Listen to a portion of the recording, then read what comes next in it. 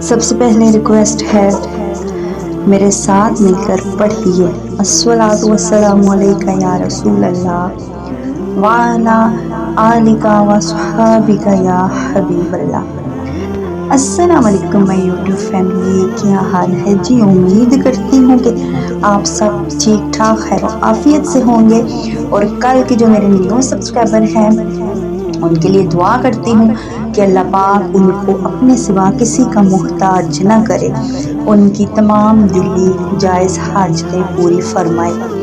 اور جو میری ویڈیو پہ نیو ہے سب مسلمانوں کے لیے دعا ہے یہ، اور میرے چینل کو سبسکرائب کر دیں، لائک بھی کر دیں، شیئر بھی کر دیں۔ سبسکرائب کریں تاکہ یہ واقعات، اسلامی واقعات، درود پاک والے واقعات آپ تک پہنچے۔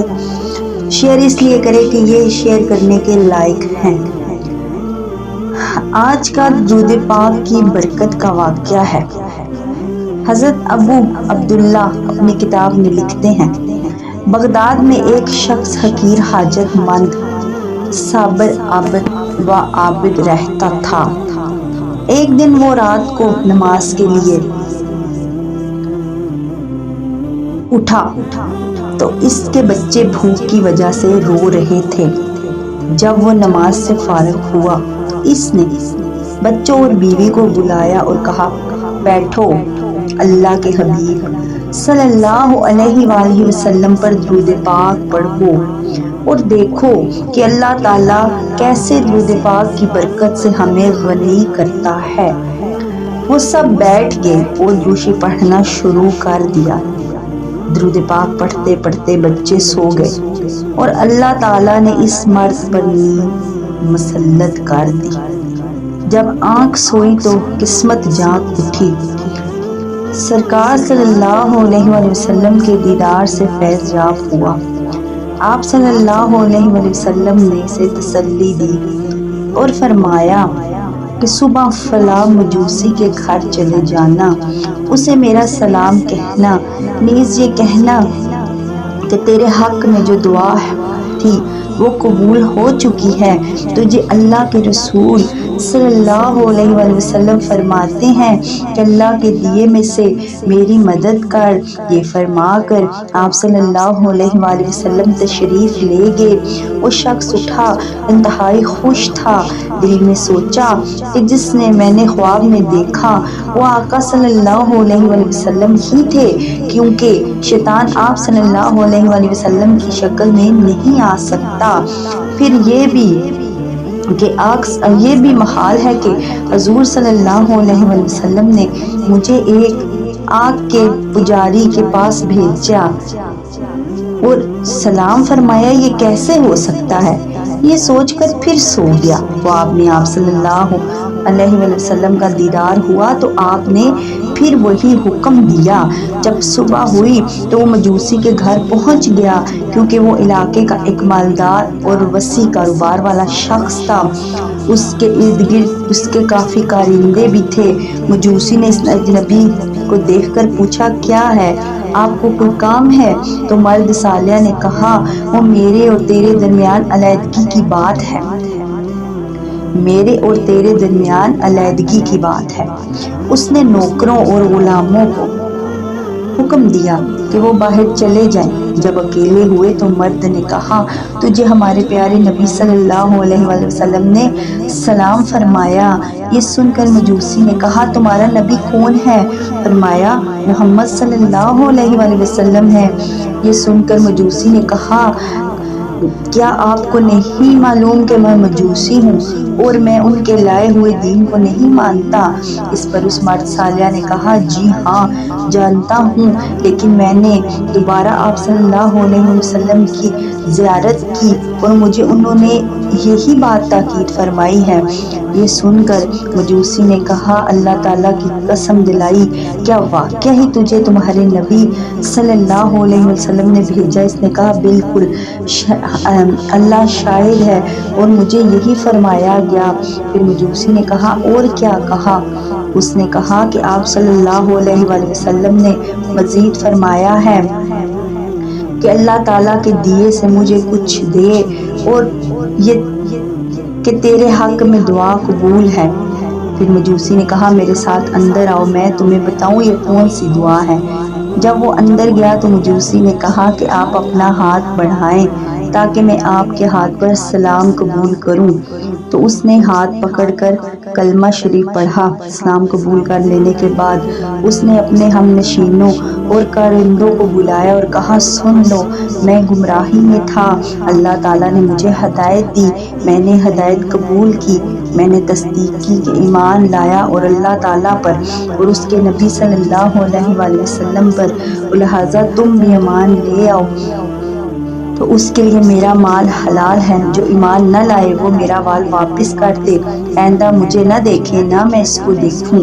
چونکہ اس کے مال سے کافی مخلوق تجارت کرتی تھی، اس کے اعلان سے اکثر ان میں سے ایمان لے آئے اور جو ایمان نہ لائے وہ مال واپس کر کے چلے گئے۔ پھر اس نے اپنے بیٹے کو بلایا اور کہا بیٹا، میں نے اسلام قبول کر لیا، لہٰذا تم بھی اسلام قبول کر لو تو میرے بیٹے ہو اور میں تیرا باپ، ورنہ آج سے نہ تو میرا بیٹا نہ میں تیرا باپ۔ یہ سن کر بیٹے نے کہا ابا جان، جو راستہ آپ کا ہے میرا ہے۔ اس نے بھی کلمہ پڑھ لیا۔ پھر اس نے اپنی بیٹی کو بلایا جو اپنے ہی بھائی سے شادی شدہ تھی اور یہ مجوسی کے مذہب کے مطابق تھا۔ اس نے بیٹی سے کہا جو بیٹے سے کہا۔ یہ سن کر بیٹی نے کہا مجھے قسم ہے خدا کی، میری شادی کے دن سے آج تک اپنے بھائی سے ملاپ نہیں ہوا بلکہ مجھے نفرت ہی رہی۔ اس کے بعد اس نے بھی کلمہ پڑھا، مسلمان ہوگی۔ یہ سن کر باپ بہت خوش ہوا۔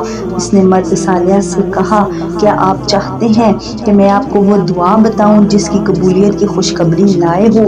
اور وہ کیا چیز ہے جس نے نبی پاک صلی اللہ علیہ وسلم کو مجھ سے راضی کیا؟ مرد صالح نے کہا ضرور بتائیں۔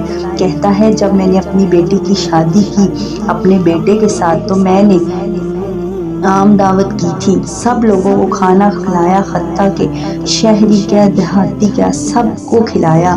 جب سب کھا کر فارغ ہوئے چونکہ میں تھک کے چور ہو چکا تھا، میں نے مکان کی چھت پر بستر لگوایا تاکہ آرام کروں۔ میرے پڑوس میں ایک سید زادی جو کہ سیدنا حسن رضی اللہ تعالیٰ کی اولاد میں سے ہے، اس کی چھوٹی چھوٹی بچیاں تھیں۔ جب میں اوپر لیٹا تو میں نے ایک صاحبزادی سے سنا، وہ اپنی والدہ سے کہہ رہی تھی امی جان آپ نے دیکھا ہمارے پڑوسی نے کیا کیا، ہمارا اس نے دل دکھایا، سب کو کھلایا مگر ہمیں اس نے پوچھا نہیں، اللہ تعالیٰ اسے ہماری طرف سے اچھی جزا نہ دے۔ جب میں نے اس شہزادی سے یہ بات سنی میرا دل پھٹ گیا اور سخت کوفت ہوئی، میں نے ایسا کیوں کیا؟ میں جلدی سے نیچے اترا اور پوچھا کتنی شہزادیاں ہیں؟ مجھے بتایا گیا 3 اور ان کی ایک والدہ ہے۔ میں نے کھانا چنا، 4 بہترین جوڑے لیے، کچھ نقدی رکھ کے نوکرانی کے ہاتھ بھیج دیے، خود پھر مکان کی چھت پر لیٹ گیا۔ جب وہ چیزیں بھیجی تو ان کے ہاں پہنچی، وہ بہت خوش ہوئی اور شہزادیوں نے کہا امی جان ہم کیسے یہ کھانا کھائیں جبکہ یہ بھیجنے والا مجوسی ہے؟ یہ سن کر ان کی والدہ نے کہا بیٹی اللہ تعالیٰ کا رزق ہے، اس نے بھیجا ہے۔ تو شہزادیوں نے کہا ہمارا مطلب یہ نہیں بلکہ ہمارا مطلب یہ ہے کہ ہم کھانا ہرگز نہ کھائیں گی جب تک وہ مجوسی ہے، پہلے اس کے لیے اپنے نانا جان کی شفاعت سے، اس کے مسلمان ہونے اور اس کے جنتی ہونے کی اللہ تعالیٰ سے ہم دعا کریں گے تب کھانا کھائیں گے۔